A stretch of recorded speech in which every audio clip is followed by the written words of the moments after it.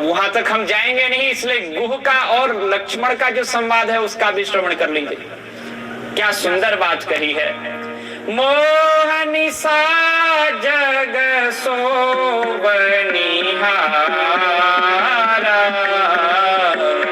मोहन सोबनिहारा, मोहन सा जग सोबनिहारा,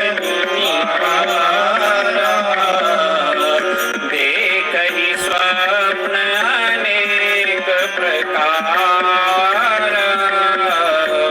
देख ही स्वप्न अनेक प्रकार, जान ही जीव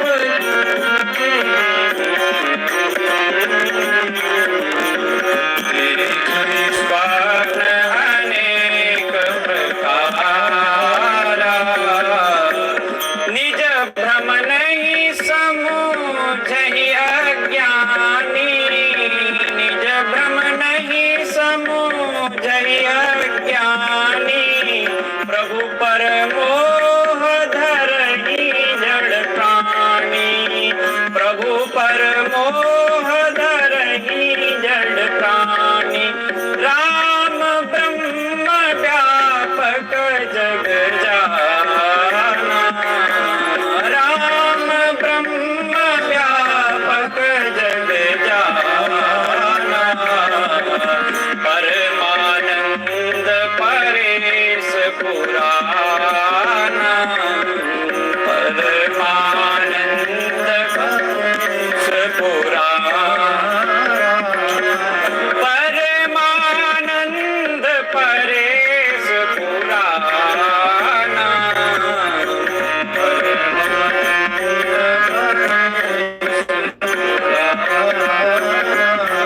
श्री हनुमान जी महाराज ने पूछा है, जीव तो सोया रहता है, उसको पूछने का अवसर ही नहीं। जब तक विचार नहीं आएगा तब तक किसी से पूछा नहीं जाएगा।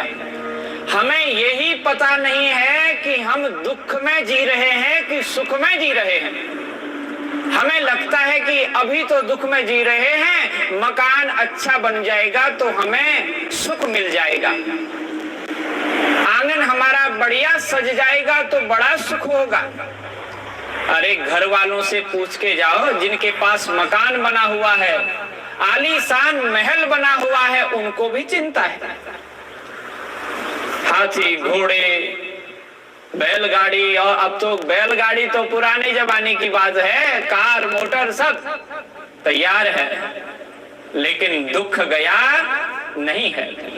दुख और बढ़ जाता है माताओं। दुख की समाप्ति तो केवल भगवान का स्मरण चिंतन मनन करने से ही होती है। संसार की विपत्तियां नहीं है, संसार के दुख भी दुख नहीं है। अगर भगवान का हमें स्मरण हो गया तो चाहे संसार का दुख हमारे पास रहे, वो हमको दुखी कर नहीं सकता। उसमें इतनी औकात नहीं कि संसार के विषय भोग हमको दुखी कर सके। हमें भगवान के नाम का आश्रय लेना है। जो श्री हनुमान जी प्रश्न करने जा रहे हैं, उन हनुमान ने ही कहा कि भगवती सीता जी को कोई दुख नहीं है। श्री राम ने पूछा था कि प्यारे हनुमान, भगवती सीता कैसे रहती है लंका में? बहुत दुख होगा उसे, रावण उसको सताता रहता होगा, मेरा विरह, उस अग्नि में वो जलती रहती होगी। श्री हनुमान ने कहा मैया बहुत प्रसन्न है, उन्हें बड़ा आनंद है। आनंद इस विषय का नहीं है कि वो आपसे दूर हैं, आनंद इस विषय का है भगवती सीता मैया को कि उन्हें नित्य आपका स्मरण हो रहा है, नित्य आपका वो चिंतन करती हैं। अगर ये चिंतन मानव के जीवन से चला गया तो विपत्ति का पहाड़ आने में देर नहीं है। श्री हनुमान जी ने कहा कि प्रभु, जब आपका सुमिरन होता है तब सुख मिलता है, और विपत्ति तब आती है जब आपका सुमिरन जीवन से चला जाता है। जब तब सुमिरन भजन होई, जब तब सुमिरन भजन होई, कह हनुमंत विपति प्रभु सोई, कह हनुमंत विपति प्रभु सोई।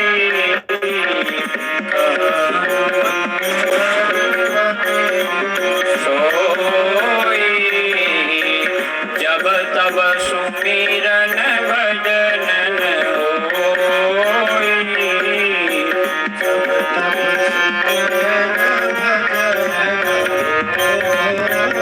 जब भगवान का सुमिरन नहीं होता है तभी विपत्ति है। श्री हनुमान जी ने पूछा आज कि प्रभु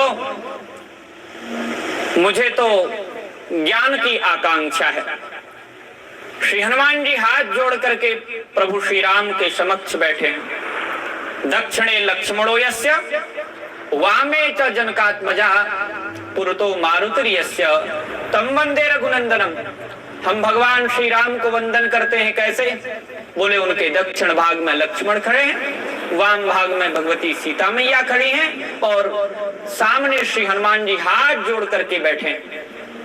आज भी हनुमान हाथ जोड़ के बैठे थे। कृतकार्यम निराकांक्ष, कृतकारी हैं, कृतकृत्य हो चुके हैं, निराकांक्ष हैं, किसी प्रकार की आकांक्षा नहीं है, कोई लौकिक इच्छा रह नहीं गई है, केवल ज्ञानापेक्षम महामति, ज्ञान की अपेक्षा है, ज्ञान को प्राप्त करना चाहते हैं और महामति हैं। बुद्धिमान वही है जो भगवान के रहस्य को जानना चाहता हो, भगवान नाम को जानना चाहता हो, भगवान की कथा को सुनना चाहता हूं। श्री हनुमान जी तो बुद्धिमान ही नहीं है, बुद्धिमताम वरिष्ठम, बुद्धिमानों में अत्यंत श्रेष्ठ हैं। इसलिए अगर आप बुद्धिमान होना चाहते हो तो हनुमान जी की उपासना करो, नित्य हनुमान जी का चिंतन करो। हनुमान जी केवल पहलवान ही नहीं बनाते, पहलवानों को तो हनुमान जी की उपासना करनी ही चाहिए और विद्वानों को भी हनुमान की शरण लेनी चाहिए। देखो हनुमान जी का कोई पद नहीं था, निरापद थे, लेकिन समस्त आपदाओं को निवारण करने का ठेका श्री हनुमान जी का था। श्री राम के ऊपर भी विपत्ति आई तो श्री हनुमान जी ने ही उस विपत्ति को दूर किया। संकट ते हनुमान छुड़ावे, सारे संकटों से श्री हनुमान जी छुड़ाते, ऐसा कोई संकट नहीं। जीवन में श्री हनुमान जी को कभी भूलना नहीं। श्री सीताराम का स्मरण करते हुए श्री हनुमान का नित्य स्मरण करना, सारे दुख दरिद्रता दूर हो जाएगी, अज्ञानता दूर हो जाएगी, ज्ञान प्रकट हो जाएगा।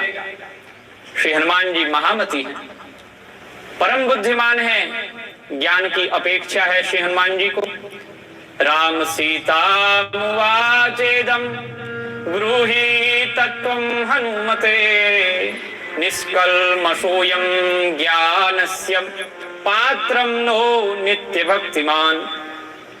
भगवान श्री राम ने जब देखा हनुमान को तो भगवती सीता मैया से कहा कि सीते, ये जो हनुमान है ना, ये निष्कल्मष है, ये पाप रहित है, निर्मल इसका जीवन और इसका चरित्र है, ये ज्ञान का पात्र है, इसको ज्ञान का उपदेश करो। श्री राम ने भगवती सीता मैया से कहा तुम हनुमान को ज्ञान का उपदेश करो। हनुमान जी भगवती सीता के अत्यंत लाडले और ज्येष्ठ पुत्र हैं।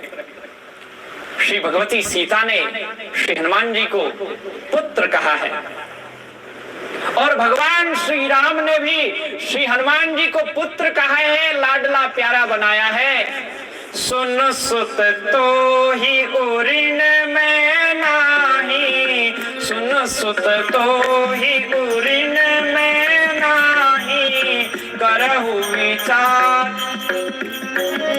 करहु विचार देख मन माही, करहु विचार देख मन माही।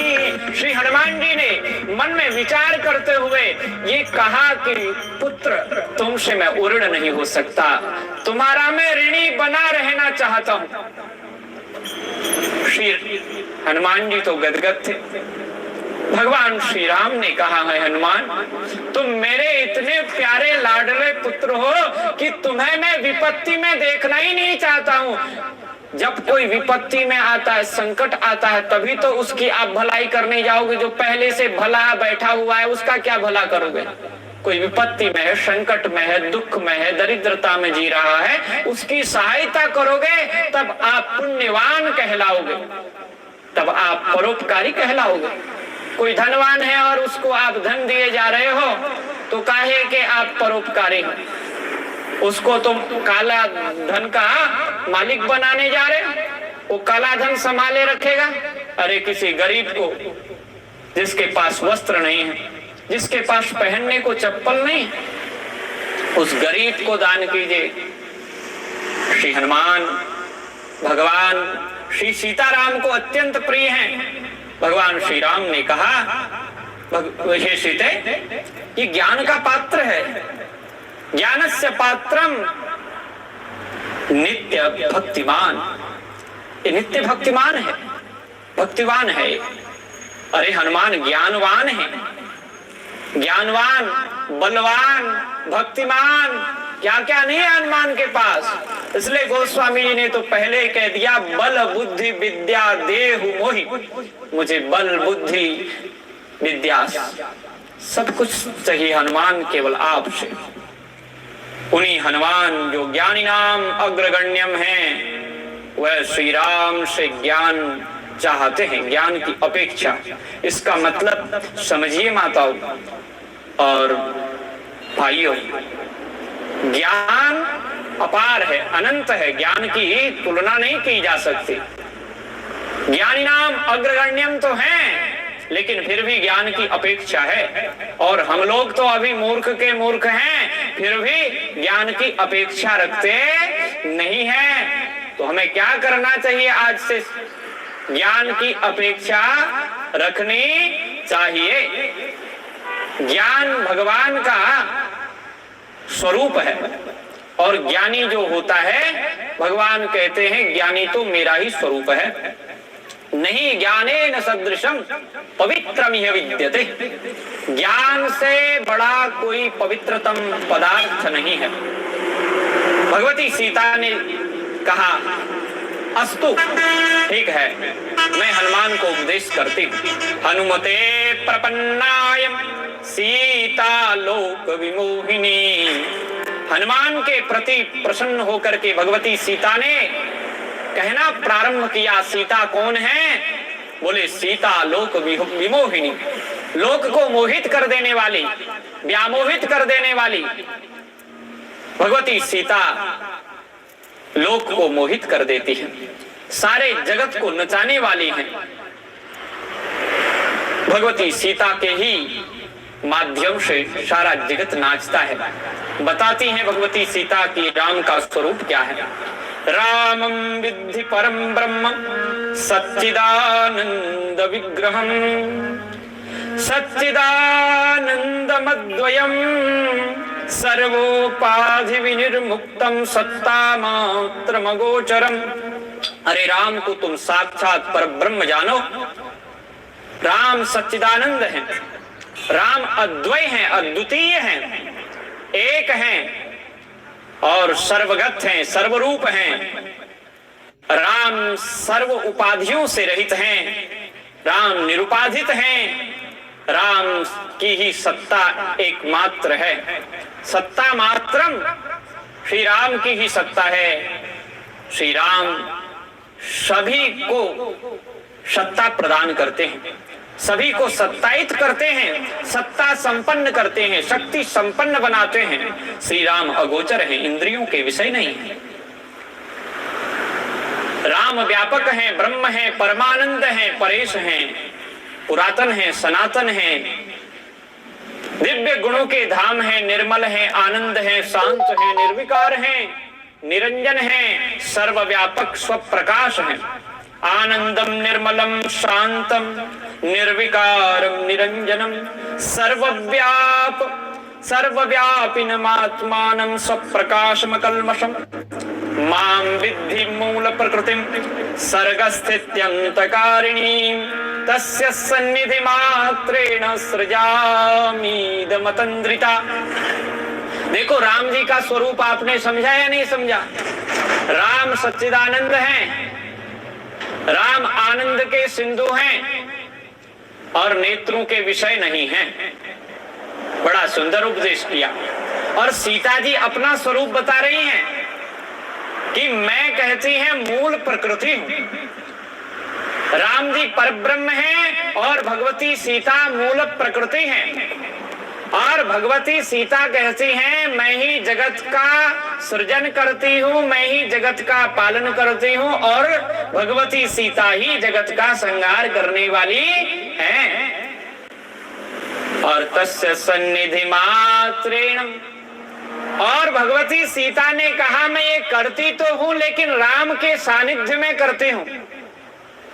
जैसे ये कथा तो हम कर रहे हैं पर हनुमान जी की सन्निधि में कर रहे हैं, श्री सीताराम जी की सन्निधि में कर रहे हैं, उन श्री सीताराम जी के कृपा से कर रहे हैं।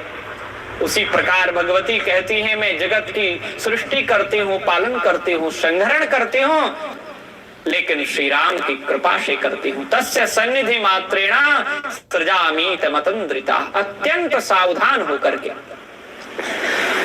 तत्सानिध्यान् मया सृष्टम तस्मिन् नारोप्यते बुधैहि अयोध्या नगरे जन्मः रघुवंशेति निर्मले। उसी ब्रह्म का जिसका सानिध्य प्राप्त करके मैं जगत की स्थिति, जगत का पालन और संहार करती हूँ, वही श्री राम अयोध्या नगरी में भक्त परवश होकर के पधारे हैं, सगुण साकार रूप धारण किए हैं। और गोस्वामी जी ने मंगलाचरण किया है रामचरितमानस का।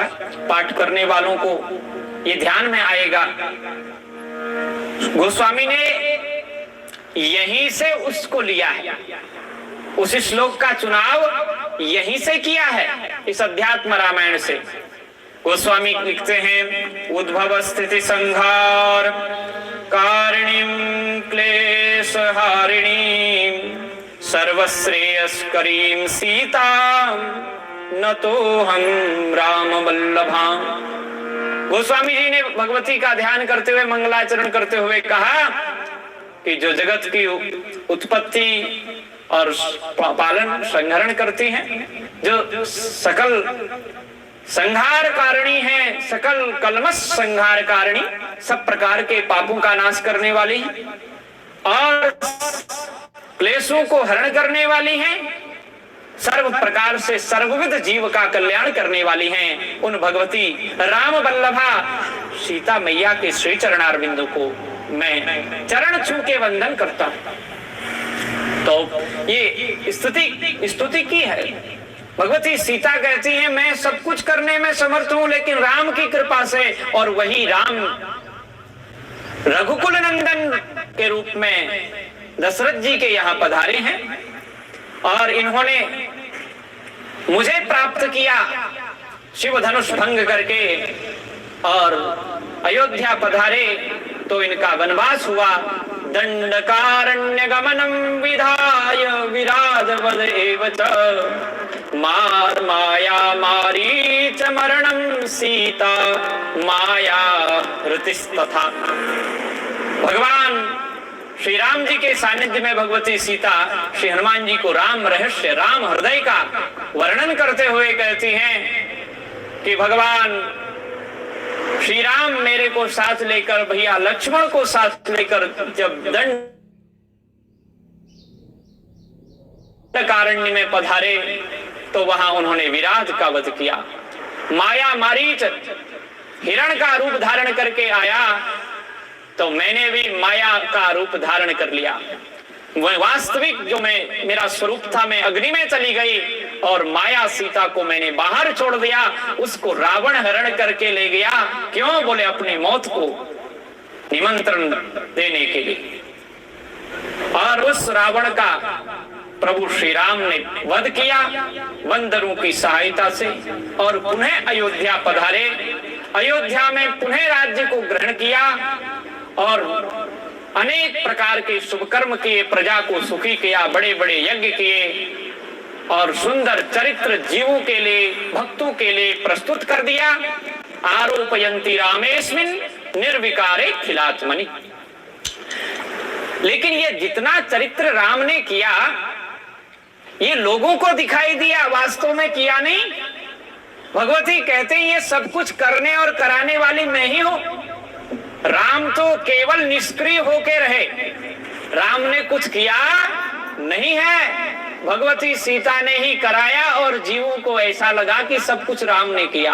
राम रो रहे, राम जाग रहे, राम पूजा कर रहे, राम यज्ञ कर रहे, राम प्रजा को सुखी कर रहे, राम राक्षसों का वध कर रहे, रावण का वध कर रहे, कुंभकर्ण का वध कर रहे।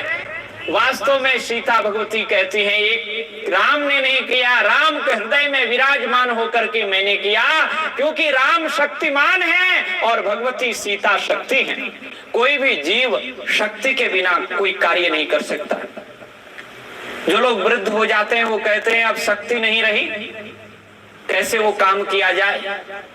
हमारा भी मन तो होता है कि हम भी 4 घंटे बैठ करके कथा सुने, लेकिन शक्ति रही नहीं, अब कैसे कथा सुने। तो समझ में आया ना कि शक्ति के रहते ही काम हो सकता है, बैठा जा सकता है, कथा सुनी जा सकती है। जब शक्ति रहती नहीं है तब कुछ काम होता नहीं है। कथा तभी सुनोगे जब शक्ति आपके पास होगी। श्रवण शक्ति जिनकी समाप्त हो जाती है, खूब चिल्लाओ उसको सुनाई देता नहीं है। अरे नेत्र की दृष्टि जिसकी चले गई, सामने पदार्थ वैसे ही के वैसे हैं लेकिन दिखता नहीं है। नाक से सुगंध चले, वो घ्राण की शक्ति चले जाए, ग्रहण करने वाली शक्ति, तो चाहे कितना सुंदर सुंदर पदार्थ उसको रख दो, उसको पता ही नहीं चलेगा, उसको तो कुछ अनुभव ही नहीं है। इसलिए बिना शक्ति के शक्तिमान कोई काम करता नहीं है। भगवती सीता ने कहा राम निर्विकार है, लेकिन लोग देखते हैं कि राम ये कर रहे हैं, राम तो विरह कर रहे हैं। ये अध्यात्म रामायण है बंधुओं। इसमें तो जो परमात्मा का असली स्वरूप होता है उसी को दर्शाया जा रहा है। और भगवान श्री राम की जो चरित्र हैं, जो लीलाएं हैं, उनसे हमें शिक्षा लेनी चाहिए। उनका निरूपण आगे करेंगे। यहाँ संक्षेप में श्री राम के स्वरूप का वर्णन किया जा रहा है कि राम है क्या। कहते हैं रामो न गच्छति न तिष्ठति न अनुशोचति आकांक्षते चदति न करोति किंचित आनंद मूर्तिरचल परिणामहीनो माया गुणानुगतो हि तथा विभाति।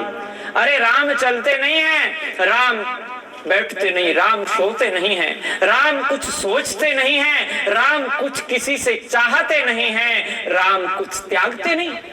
किसी हम कहते हैं ना, त्यक्त्वा सुदुस्त्यज सुरेप्सित राज्य लक्ष्मी धर्मिष्ठ आर्य वचसा यदगादरण्यम। अरे राम जी ने तो सुदुस्त्यज राज्य को भी त्याग दिया, जिसको त्यागना बड़ा कठिन था, उस अयोध्या के राज्य लक्ष्मी का त्याग किया। राज्य लक्ष्मी कैसी है अयोध्या की? बोले सुरेप्सित, देवता भी उसको चाहते हैं, उनकी लार छूट जाती है जब अयोध्या की चर्चा वो सुनते हैं। ऐसी अयोध्या की महिमा है, वहां का वैभव है। और वह अयोध्या भगवत कृपा श्री राम के अनुग्रह से अब उसी वैभव को प्राप्त होने जा रही है जो भगवान श्री राम के नगरी की शोभा थी, जो ऐश्वर्य था। ये समय समय की बातें हैं। एक महात्मा कहते थे, समय समय की बात है, समय समय की बात। राम जन्म दिन में हुआ, कृष्ण जन्म हुआ रात। कभी कभी भगवान को दिन में आना पड़ता है, कभी रात में आना पड़ता है, लेकिन आते जरूर है। संत भी गाते हैं राम आएंगे आएंगे, राम आएंगे। आना पड़ेगा राम को।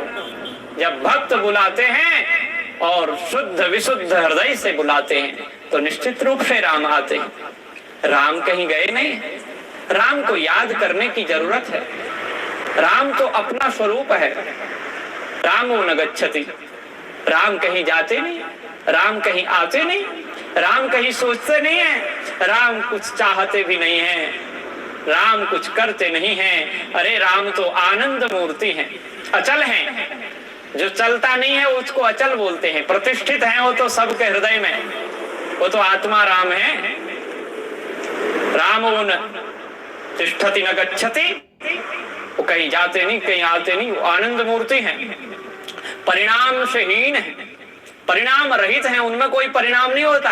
हम में परिणाम होते रहते। बचपना आया, माँ की गोदी में खूब खेले और बड़े हुए, फिर खेत में खेलने लग गए, बगीचा में जाने लग गए, धीरे धीरे बड़े हुए तो फिर तो गलियों में घूमने लगे, और गलियों का भी जमाना चला गया, फिर खेतों में जाने लगे, हल जोतने लगे, और आगे चल के हर क्रिया बदलती है, परिवर्तन होता है, परिणाम आता है। लेकिन ये मानव में आता है, जीव में आता है, माया में आता है, परमात्मा में नहीं आता। परमात्मा श्री राम, और हम जीव का जो स्वरूप है वो भी तो राम ही है। राम कोई अलग वस्तु नहीं है, कोई पदार्थ नहीं है, परिणामहीन है। माया गुणानुगतो न तथा विभाति, माया के गुण परमात्मा में नहीं है, माया से रहित हैं। इसलिए कहा भगवती सीता ने कि शृणु तत्वं प्रवक्ष्यामि, तुमको मैंने ये दिव्य तत्व बताया, श्री राम के तत्व को।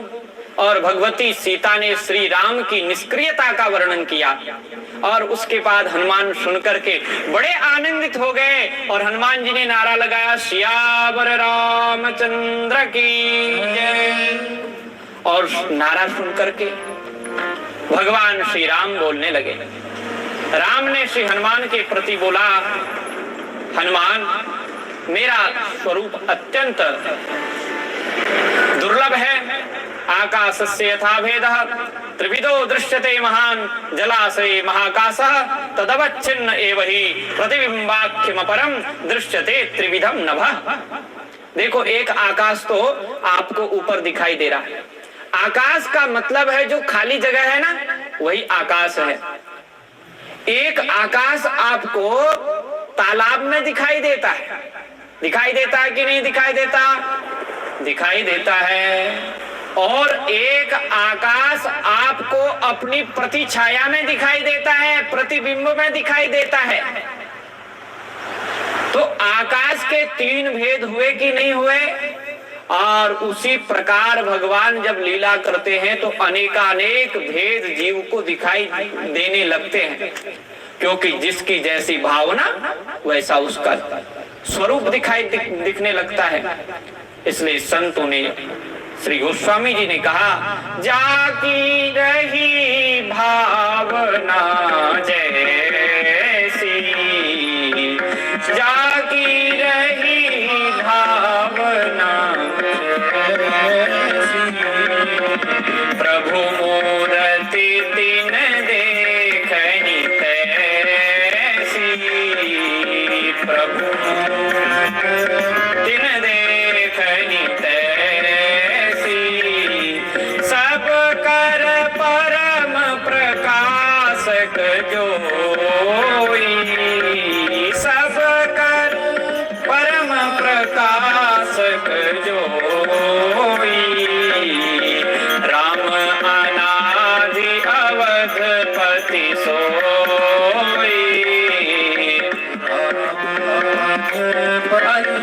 पति सोई, राम अनादि अवधपति सोई, सब कर परम प्रकाशक जोई, जगत प्रकाश प्रकाशक रामो, जगत प्रकाश प्रकाशक रामो, मायाधीश ज्ञान गुण धामो, मायाधीश